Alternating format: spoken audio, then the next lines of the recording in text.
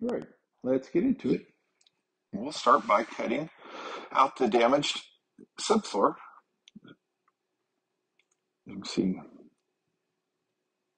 I only had to cut on two sides. Now, prying up the damaged subfloor so we can get it out, hopefully as big as chunks as possible like that one. So there was one big piece, there's a second pretty big piece.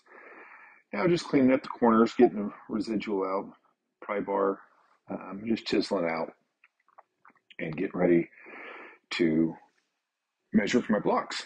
So I'm going to grab my tape measure and measure for the blocks we want to support the perimeter. Blocks are measured and cut. Now I'm nailing them in. I nail them in. I use the 16D ring shank nails, galvanized. I'm still prepping, getting everything nailed in. Oh, that one's a little long. I'll trim it. Now that we've got our blocks nailed in, let's cut our panel. Cut it pretty close. That's a little on the tight side still. Let's get that out. Got a little debris still in the corner. Clean that up.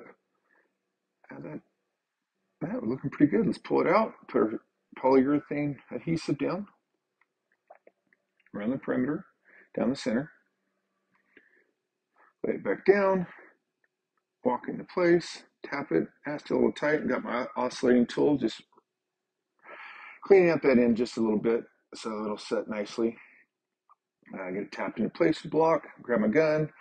It's 8D galvanized ring shanks. Start in the middle and start nail it down around the perimeter. And that's it. And if you've watched this long, I appreciate it. And if you took value from this and like it, please subscribe, and we'll see you on the next one.